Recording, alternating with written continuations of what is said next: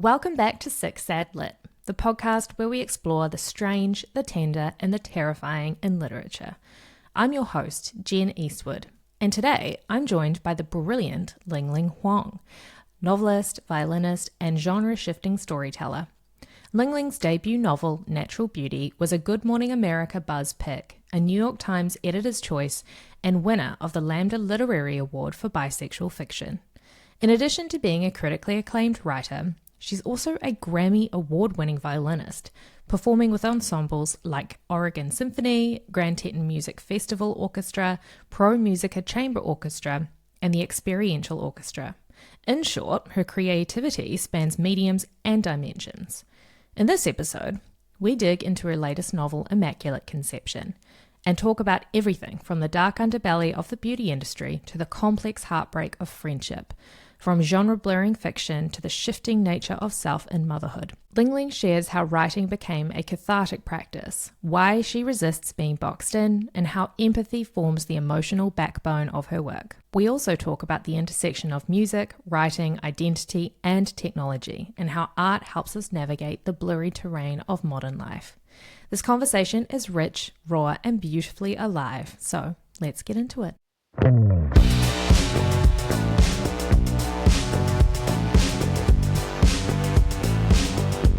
Would you mind please introducing yourself and telling our listeners a little bit about you and your work in your own words? Sure. Hello, listeners. My name is Ling Ling Huang. I am the author of Natural Beauty and recently released Immaculate Conception.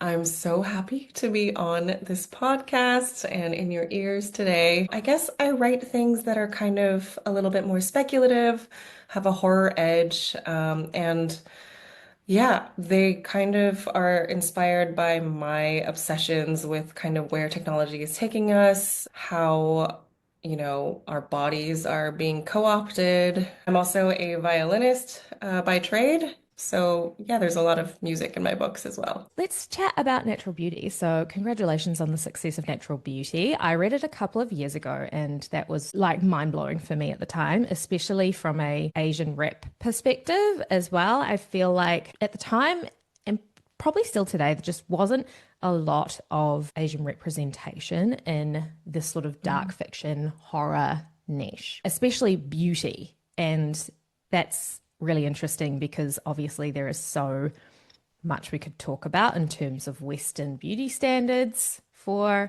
Asian people. So it just blew my mind at the time. And it was a breakout hit for you, which is really exciting, and being adapted for television by Constance Wu, which is amazing. But you are a classical violinist by trade, as you mentioned. So what was it like for you putting this new creative part of yourself out into the world? Oh, it was kind of stressful, but I'm really grateful to be able to express myself in these two different ways that really inform each other. Like music, it's so vague and up for interpretation, and so with writing, I get to have specificity, which I don't as much in terms of messaging. But I like how these two things complicate each other. But it definitely was kind of a bummer because a lot of people assumed that I quit violin, actually. Really? And yeah, it was interesting. A lot of people would ask me if I was still playing, that they were excited about the book. And there's just this assumption a lot of the time that you can't specialize or do more than one thing at a time, which now I have so many friends who are doing multiple things. So I feel like I'm really lucky that I'm making that life work and that I have a lot of people alongside me who are doing the same thing. Yeah, I but think it was interesting. you are incredible to me because you're so extraordinarily talented at two different creative mediums. As I finished reading Immaculate Conception last night, I was like, oh, this is just so incredible. Incredible again, given its difference from Natural Beauty, which we'll get to in a moment. But that's really interesting that people assumed that you quit violin. Like you Yeah, so couldn't I struggled possibly to get excel at work. two. Really? Yeah, I found that I had to really put myself out there as a violinist again because people assumed that I wasn't playing, had taken a break, maybe. So I really, yeah, I wanted to make sure people knew I was still available for gigs and that I'm still God very forbid a interested. woman be good at two different things. I know. but really not allowed to be good at anything. So, yeah. Exactly. Wow. So, what was that like for you in terms of your identity as a musician? Luckily, I think of myself as kind of a failed musician in a lot of ways, and so it wasn't too big of a like shift. A lot of Natural Beauty was kind of grieving the career that I'd really wanted. I started violin when I was 4, and the goal was for 10 years to be a solo violinist. And then I went into conservatory when I was 15, which at the time felt like it was too late. I really thought that I needed to be at that level when I was 12. There was this intense pressure that I always put on myself. And so, by the time I wrote Natural Beauty, I was not a soloist. I was so much older. I felt like a failure. And so I didn't identify as being a musician, actually. And that was really great because it allowed me, I think, to pursue writing in a way that I wouldn't have if my identity was firmly as a violinist. And I also saw so many of my peers, we all lost our work during the pandemic, and suddenly no one was a working musician. And so everyone was grappling with these questions of identity. And so I felt lucky that I'd kind of already gone through that and decided that it was great. Like Steppenwolf. Have you read Steppenwolf by Hermann Hesse? No, but I'm making a reading list of all the books that are ever discussed in these episodes because Uh, there's so many incredible books that people recommend. So I have not read it, but it will go on the list. It will go on the list. The whole thing sets up this binary of like, am I man or wolf, man or wolf? And then there's a moment where he breaks out of that and it's like, I'm a bird of paradise. There's so much more. And so I felt like I was able to have this moment where, like, as I talk to you right now, I consider myself somewhat of a writer and a musician, mostly a mom, but it continues to be open. And I'd rather not label or identify anymore. And that's the same thing for my gender expression. So, yeah, thank you, Herman Hesse. It's been really nice not to identify with anything, especially in relation to career. How has that philosophy, I suppose, or view encouraged your creativity, or has that freed you to be more open in your expression of your creativity? Definitely, I've found it liberating. I am someone who needs limits in a way I need structure, but I've found that labels really constrict me in ways that I didn't understand before. I used to be Christian, which I'm not anymore and haven't been for a very long time. I was very intensely Christian for a long time. And I remember there was just one day where I decided that I wasn't going to be a Christian anymore in my heart. And I walked out the door and I did a lot of the same things that I would have done, but just being without the label in my mind was so revelatory. I felt so different, and that was when I realized labels do me no favors because they limit me in so many ways I didn't even realize. And so now I never want to label myself. I struggle with telling people my pronouns because I struggle with the idea of being anything. And it's the same with my books. That's why, I say horror edge, speculative, but I'm hesitant to really say any genre that I'm married to or interested in because I never know and I never want to know. I was thinking that as I was posting my review on Storygraph last night, and I was curious as to how your book was categorized in terms of genre, because I felt like this definitely doesn't conform to any one genre at all. In fact, it's so fluid across science fiction, speculative fiction, literary, contemporary. There's elements of horror, and I think that's really interesting. Have you felt the pressure within the literary world or even as a musician now? Do you come up against the expectation to pick a binary or decide who you want to be as a writer or where your work should sit? Is that something you've come up against?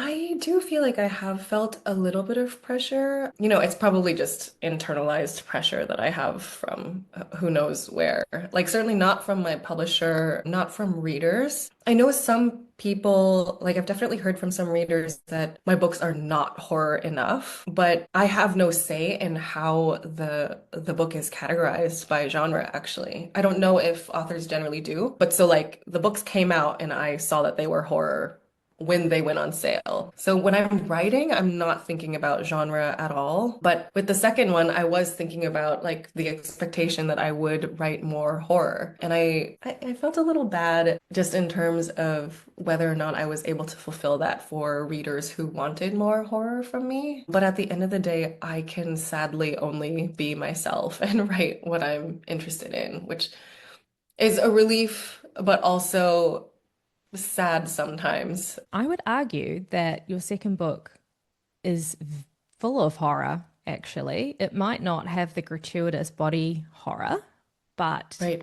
to me, it felt distinctly like a horror based on the horrors of the world and Yeah. the direction that technology is taking us. Growing up, were you always a writer? Did writing always exist alongside your creativity as a musician? Or was that something you discovered later on in life? I always loved reading, which is not the same as writing, but it's a love of words. And I discovered writing. I mean, I had a Zanga, which I really loved as a way of communicating. I think What's a yeah, I Zanga? went a What is Zanga. that? Oh my gosh, it's it's probably like it's a blog. I don't know. At least where I was in Texas, a lot of us had Zangas, and I think I had a lot of trouble expressing myself to my friends, to people who knew me. I feel like, I mean, for most of my life until very recent motherhood, I've been very passive. And so I felt like I would write things in my Zanga, and that's how my friends would initiate conversation with me and be like, I read this today. Are you okay? Or let's talk about this. And so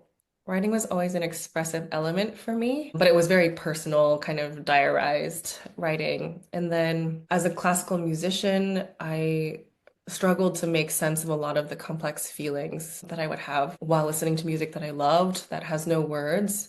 And so I started writing words in the music, and my professor loved that and encouraged everyone to do it. And I kept going with it until they became stories. So that's how I got into writing and how it's become this.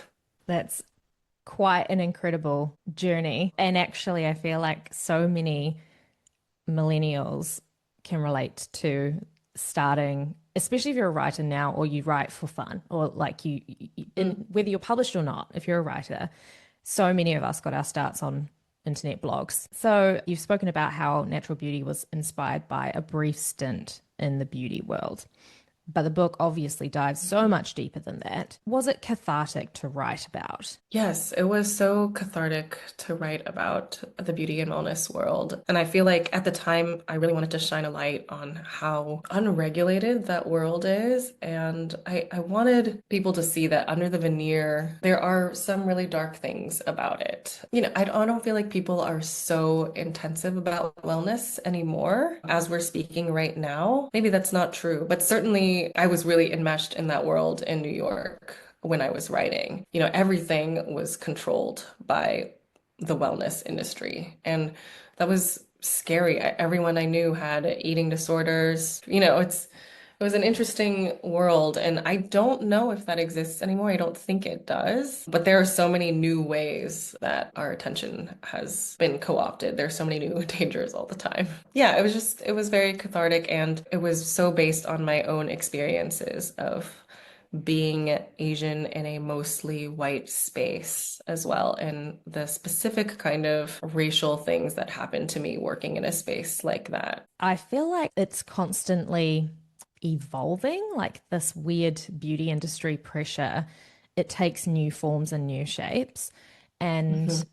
I know that recently I just saw that TikTok has finally banned the hashtag or the search skinny talk and instead Yes. redirects you to mental health resources, finally. Yes. But it's interesting how it doesn't disappear, it just like energy, it just transfers into a new form. So that Yeah. pressure never really goes away. It just changes into something else, It a new adapts to the way. new media. It adapts to the new media because, in a way, like technology has always been the best way to get these ideas out there. Like, I remember my eating disorder was very much, quotation marks, helped by all of the blogs that taught me, the disgusting phrases like a moment on your hip, like lips forever on your hips, like things like that. There were so many blogs that I found with those things, and it was like, just all pictures of like Mary-Kate and Ashley and things like that. And so now the version of that is skinny talk. Yeah, it just transfers to whatever new technology or app is most current. And it's easy for us to punish ourselves that way. I saw an interesting video essay a while back that really resonated with me. And the woman was saying that you can, in a way, predict what the next iteration is going to be because it's all about what is accessible to the extremely wealthy and inaccessible to the middle class and the poor. And that's why Ozempic is having such a moment because to go on Ozempic without actually needing it for its originally intended purpose, you Mhm. have to be very rich because it's not cheap. And so you can see throughout time, whatever has been in fashion at that moment, dating right back to like the 17th and 18th century, where if you were really overweight, that was a good thing because it showed that you could afford lots of food. To Yeah. now, where it's like you can afford to be able to eat and not put weight on. And so I think that's a really Yeah. interesting idea and a consideration in terms of how we view whatever is being pushed on us at this moment. I wonder if we're going to go back to that because I think as people start to make more and more versions of Ozempic that get cheaper and cheaper, once everyone can be, thin, I don't think that it's going to be the goal anymore. So maybe we'll go back to, Botticelli vibes. We'll see. I'm really interested to see what is going to be trendy after this kind of Ozempic craze. How has your relationship with beauty and self presentation changed since you left the beauty industry and since writing the book? Oh, I'm just so much more relaxed about things. I was really worried about going through pregnancy and motherhood, actually, and thinking about how not to relapse into my eating disorder and how not to start my daughter's life with any kind of denial. Writing the book was really cathartic because I had to think through all of these things and really confront my own relationship with myself, how I feel about how I look, and also now with the daughter, thinking about how much she sees me looking in the mirror or sees me, altering my looks. So I'm really thinking about that a lot. And yeah, I'm just way more relaxed about it. Most of the time, I don't wear makeup anymore. She's 9 months old. No part of me has tried to bounce back in terms of my body. And like, I just walked my first red carpet at the Tribeca Film Festival 2 days ago. And, I got ready and I was like, wow, even a year or two ago, I would have been so different approaching a red carpet. I feel so lucky that I'm getting some of these opportunities later in life when I feel mentally stable. Natural beauty honestly helped me walk and live so honestly as myself in many ways. So it was a big blessing for me. Okay, Immaculate Conception. I'm so excited. It's out now. So, for listeners who haven't picked it up yet, how would you describe what Immaculate Conception is about? Well, I think that at the end of the day, it's a book really about friendship and how the world responds to friendship, how difficult friendship is to maintain amongst all of these new connective technologies and the primitive kind of feelings that we have based on the systems that already exist in the world anyway. So, two best friends and kind of how their ambitions, the patriarchy, and technology try to separate them. I am so blown away by the world of this book, which is very much straddling the line between speculative fiction, science fiction, and yet it's also very literary. How did this story start? What was the seed of it for you? Well, I had a very close and very toxic friendship that I just couldn't get over. I was dating someone for 2.5 years, and for 11 months, he had been having an affair with one of my best friends. And everyone in our tiny music college knew about it except me. Like our professors, yeah, everyone knew. And I stepped off stage one day and she'd sent me pictures of them on a camping trip the week before. And that was how I found out. It was just crazy because I knew that she loved me and I'd been cheated on before by men. So that wasn't like the really shocking thing to me. But it was really interesting how difficult it was to lose the friendship with her. So we tried for months to be friends, and he'd actually lied to her and said that we'd broken up for like 5 or 6 months. So I had to grapple with the idea that I had also been the other woman for a while.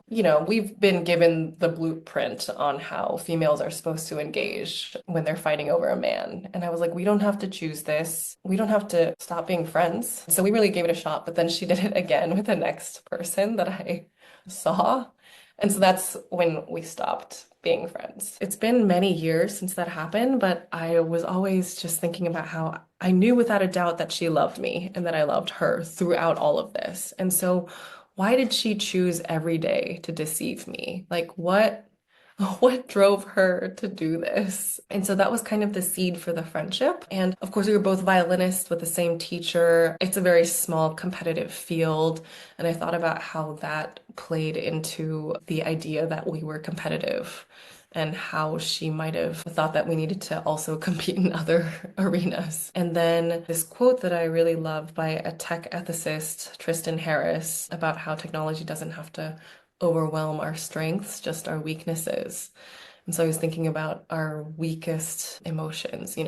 So those were some of the seeds that are behind Immaculate Conception. I read about your friendship betrayal in one of your interviews that you did recently. And I just want to say that I had something very similar happen to me that I'm still not over, actually. 7 years ago, I left a very toxic, unhealthy relationship with a woman who I'd been with for 5 years, and we were engaged. We were planning our wedding, and she was very controlling and manipulative. I was like a textbook battered woman. I had nobody. Like she'd cut off all my resources. But I had Mhm. one friend who I had tried to keep near throughout that time. And she was the only one who really knew what the relationship was like. She was the only one I told. Towards the end, I went out for lunch with her once, and that was a big no-no because my girlfriend never let me do anything without her.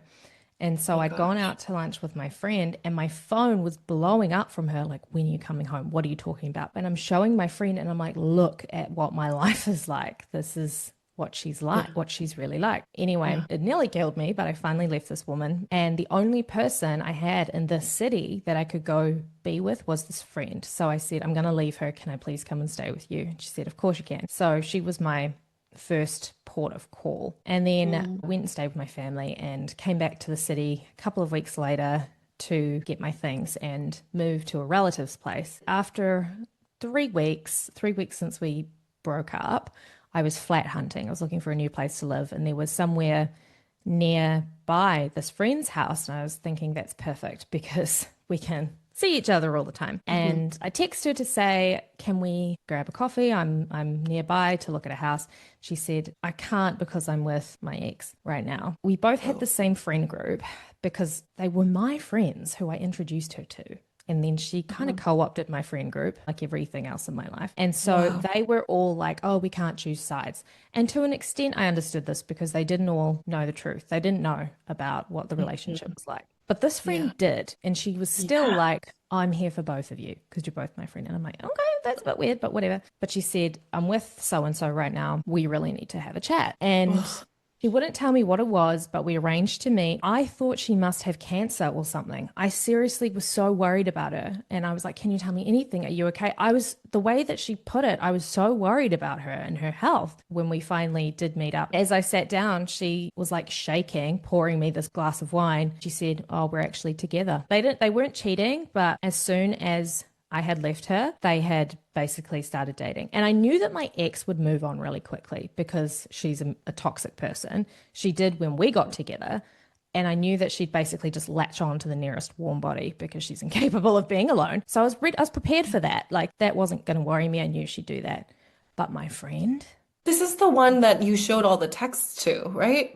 who I went and stayed with, and I told her everything. Like she knew everything. So shocking that she would then invite that into her life. I honestly can tell you, I have never experienced a bigger heartbreak in my life than that moment. That was more devastating than anything I have ever been through before in my life. Like that betrayal just ruined me. And then I messaged our other friends and they all knew about it.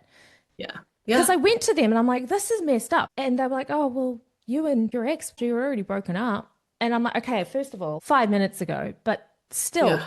in what planet would that be okay for my friend to then immediately get together with it? That moment, I was like, right, okay, well, none of you are my friends. And Yeah. so, in one fell swoop, basically, I lost everyone. But I Yeah. feel like she did me a favor because Oh, definitely. otherwise, I would have stayed friends with these people who turns out I have absolutely nothing in common with and do not Yeah. share the same values with. And anyway, they're married now. I've never given a shit about her, my ex, because I knew that she would do something like that. But the Yeah. friend, I have never forgiven her and I never will. I swear to God, I will hold that grudge till I die and I hope she's miserable. The friendship heartbreak is devastating, and I feel like it's not as talked about, written about, and that's really what Immaculate Conception is about. And I felt the same in a lot of ways. Like there are so many similarities between our stories. I moved immediately to New York, and I stayed with some people that I wasn't really friends with because all of my friends had known and hadn't told me for like 11 months, you know? That's so Um, bad. That's so yeah. sad. Like, who I does that? know. I'm so sorry that that happened to you. And to And you? yeah, but see, the way that it's like stuck in our minds, like that this happened, is totally why I started writing this in the first place. I've described it before as an exorcism, and like truly, it was. I wrote it so fast, a lot of the friendship elements. I'm just Ugh. happy to have nothing to do with her, and I'm happy that you are not in touch with any of those people. I felt deeply for Mathilde reading this. I felt so sad for her and sorry for her. I think it's interesting how it's written from the perspective of Inca. Mhm. Were you, in a way, trying to make sense of what your friend must have been, what her thought process was? Absolutely. You know, everyone says writing is an empathy exercise. I was like, let's see if that works. I've always been seeking to forgive and understand my friend and to reconcile myself with the love that I've continued to have for her and for our time together, you know, for certain parts of it that were really great. And so, yeah, I wanted to write it from kind of the more jealous friend's perspective. I do like that very much because I think she's a very honest character. It wasn't easy reading Enka's decisions. It was Yeah. really difficult and heartbreaking to read as she's moving throughout the book. What was it like for you afterwards? Do you feel like, as an empathy exercise, did it move you closer to Catharsis again? I do feel like I gained some empathy and I really got in touch with my own jealous side. It also made me accept responsibility for the times that I might have wanted her to be jealous or might have tried to cause jealousy in certain friendships. Like it really made me examine a lot of my friendships more closely. And I've noticed that since writing it, I often tell my friends now when I'm jealous of them. I feel like just being able to say it is helpful. I think it was so interesting seeing how Mathilde views Enka. versus how she views herself. That was an interesting idea to me because we could never know how other people truly perceive us. And it's so sad to think what we're missing out on in relationships because of how we view ourselves as less than. How do you think obsession warps our sense of self, especially among women? Yeah, I mean, I talk to my friends sometimes and they tell me their insecurities, and I'm just like, I wish they could see what I think of them. I wish they could know how amazing and cool they are from the outside to literally everyone except themselves. But they're so fixated on the one thing that they don't have, or they're so fixated on the one thing that I do have that they aren't able to appreciate or even see what's great about them. And so that was why I especially wanted this kind of mind swapping ability for this book, because I wanted Inka to be given the gift of seeing how this person she loves so much thinks she is amazing. But for that not to be enough if you don't think the same thing about yourself. I read in an interview that you said part of the reason you wanted to write about the art world was you wanted to prove to yourself that you could write about something other than music or write about an industry other than music. And I feel like you just captured, I mean, I'm not part of the art world, but it really felt so real to me. And it felt like you really captured what that must feel like from a competitive standpoint, as well as then layering on top the element of technology. How did you go about understanding the art world or discovering what it's like? And from a research standpoint, finding all the different pieces and elements you needed to bring both aspects to life? Well, I love art anyway. I don't know very much about the world, and so I wanted to get to know it. But I went to the Cleveland Institute of Music, which was right next door to the Cleveland Institute of Art. And so I thought a lot about how these students would be interacting.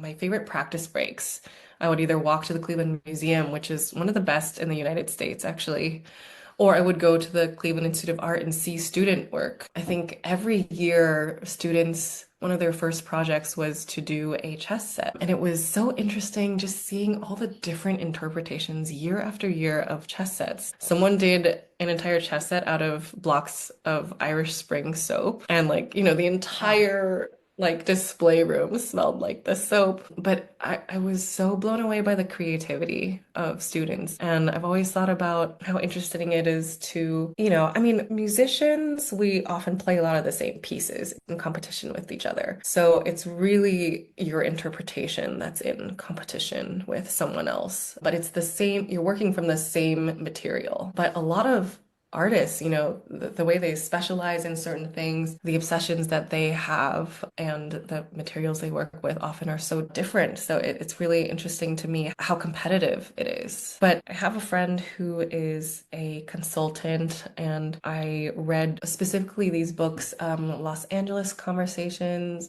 Studio Conversations, Los Angeles, Berlin, and New York by Stephanie Booman, where she interviews working women artists, and just learning about the processes of these women was really awesome. And I really wanted to focus on performance art. Impermanent structural works is not a real thing, but it's inspired by land art. I went to Storm King in New York once, and there was someone had done a piece of art with leaves, which, is it's only going to be how they conceptualized it for maybe 1 minute. Or, if they're lucky. And then it immediately changed. And that always stuck in my mind of that is an art piece though. And it's, we're still able to see it, even though it's like nothing that they initially did. Yeah, just going to see as much art as possible and watching movies about art. Just anything art. Walking Through Walls, Marina Abramovich's memoir, was one of the starting points of my immersion in performance art. And then my consultant friend, I just rattled off all of the artworks that I had made. I did a list, and I was like, does this sound like anything you've seen or heard of? And thankfully she said no. I didn't want to be sued or anything. Fair enough. Fair enough. Speaking of being sued, I thought the concept of generative artwork, meaning that nobody can really create anything new, was a very real and prescient idea that was quite scary and sad to think about because, nothing is really truly original, is it? Everything is a take on something or in conversation with Mhm. something. How did you approach writing these sort of speculative elements in a way that felt grounded? And there's definitely some very strong science fiction elements there as well. The buffers, which kind of bisect their world into two different classes, is really a physicalization of algorithms and how they separate us. A lot of my favorite science fiction, like, season one of Buffy the Vampire Slayer, is taking these emotions and making monsters out of them. Or for me, a lot of it is taking technologies that exist invisibly to make our lives, frictionless and making them physical. So that's kind of where the buffers came from, their algorithms, and the empathy machine, the scaffold is really inspired by like things like Facebook and Instagram, which are like, oh, this is going to make you so much more connected to your friends and family. And instead, we're all isolated and alienated from one another. So it's a whole physicalization of these things that exist and divide us. So it does feel like really new, but also really old. Or, yeah, not really new, just physical. And I wrote about the stochastic archive. And then as I was editing the novel, that's when ChatGPT and all of these other things, like Dolly especially, is basically exactly what the stochastic archive is. And so I was really surprised. I feel like in many ways, at least personally, it's getting harder and harder to write science fiction because the tech is so quickly, I might be thinking that I write 5 minutes into the future sci-fi, but actually it's more like 1 minute. Now that it's come out, a lot of people think that I based the stochastic archive on Dolly or ChatGPT. It's just interesting how quickly things are moving from someone who's trying to work in that space. I felt like Anka. You wouldn't be the first person I've spoken to who has written about something speculative that has, Yeah. by the time the book has come out, actually become real. My gosh. I always wonder, like, what is Black Mirror going to talk about? Because Black I Mirror, when know. it first came out, was so groundbreaking. And now it's like, what could you possibly do that is more Yeah. shocking or scary than what is already happening? Yeah, I think that's one of the interesting things about being an artist during this time. It pays a lot more to work in tech than to be an artist, right? So a lot of the people who maybe would have written science fiction are instead just making science fiction because they have to eat. So yeah, the technology that I'm writing about, that's their day job, is to make that happen, I think. I haven't seen any of the new Black Mirror, but I also am a little bit like, what is it going to be about? I haven't watched the latest series either because I'm actually doing, maybe I told you this last time, but I'm doing a year of no television, which I've stuck to. I haven't turned my TV on all year and it's been great. Also, I Mhm. kind of feel like I don't really need that in my life. Like the Yeah, work, we're living it. I just need to open the New York Times. That's Black Mirror to me, truly. Oh, yeah, I know. So I saw a tweet that was like, I don't need breaking news. I need regenerative news. I need restorative news. I need healing news. And I was like, true wow, it's so story. true. Like, how much of it, us calling it breaking news informed, like if language informs thought and action, how much of it's calling it breaking news? Yeah. And most of the But time, it's not really breaking news, especially not down here. They'll put breaking news as oh, yeah. something that's actually a paid advertorial. That should not be allowed. We wanted to look at minivans now that we have a child. And there was one minivan that, like, when you're at a stoplight, it plays commercials on the screen. Oh, oh, Doesn't that seem really why? uncomfortable? Yeah, I don't know. Why? I What think do they you ended get up out of that? turning off that function, but very discouraging.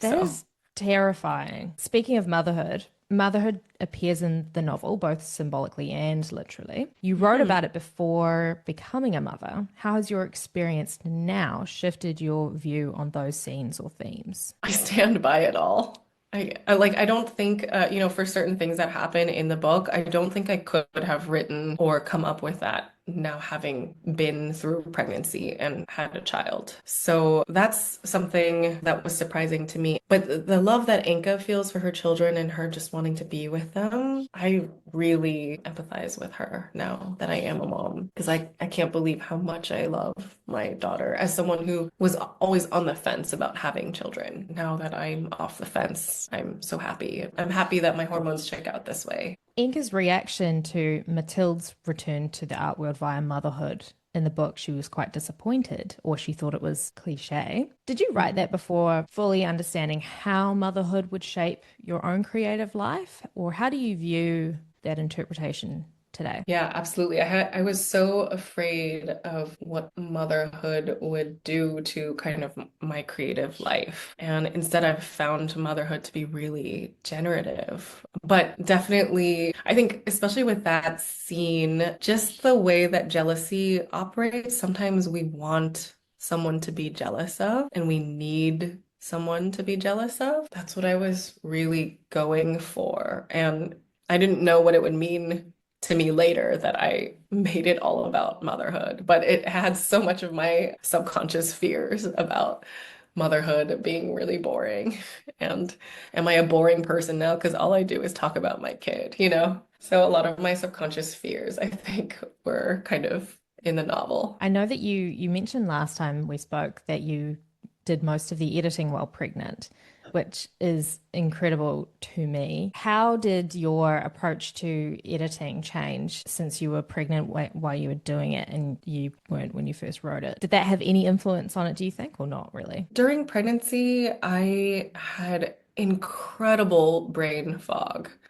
So Mm. I would get my edits and I would read a sentence and it would be like a really simple edit. It'd be like, oh, you used this word a few sentences ago. So maybe let's find a different word here. My editor is so nice. And I would not even be able to think of any words. Or I would read one sentence 3 times and I'd be like, yeah, I need a nap and then maybe I'll get it. It was so difficult to do edits pregnant. And I know a lot of people feel, very emotionally different during pregnancy. And I felt so emotionally grounded actually while pregnant in a way that I have never felt before. And so I felt like that was a really great place for me to be editing from, but I just had no like brain power. I'm still recovering from that brain fog now as well. How do you feel in your creative identity now as a mother versus before? Has that shifted much? Are you more sure of yourself or less sure of yourself? I am more sure of myself because there's just a decisive element to my personality now because I have to prioritize her in my life. I'm just a lot less passive in general because I feel like I have to fight for her and I'm defensive in ways that I wasn't before. And that has translated to me being more sure of my work and being more sure of what's worth my time and what isn't, especially with gigs I take in violin as well as writing. I'm now in the middle of a third manuscript, which has been the most fun I've had writing and is maybe my favorite thing I've worked on ever. And I've sold it now. And so I'm really excited about that. But just the decision making of writing, it feels easier and faster because it has to be because I only have these 2 hours while she's napping to do this work. So it's been amazing, actually. Very difficult. Congratulations. Thank you. I mean, I haven't slept more than like 6 hours at a time, and I've only done that, 3 times in the last 9 months. But there's so much exhilaration and probably still a ton of hormones that are helping me survive. This is why I'm in awe of you because you're multi-talented in different disciplines and also you have a new baby. You're you're still moving from strength to strength with your creative pursuits, which is just amazing. What does your writing process look like now? How has your approach to your projects changed and what does your day-to-day look like from a creative perspective? Well, I don't have as much time to read because of Indigo, but I still feel like I really need to be reading. I really want to be reading. So I've started this poetry tree. I think this is new since I last talked to you. So like I just have like 7 or 8 books of poetry. I just try to read 2 or 3 at a time. I try to be really focused when I'm reading it, but maybe I just read it once or maybe I have the chance to read it twice. But just to get language into my body that is, it's just not as many words and I don't always have capacity for understanding or jumping into narrative. And so, yeah, the poetry tree, it's been actually really amazing. I haven't read a lot of poetry in my life, but I'm really loving that.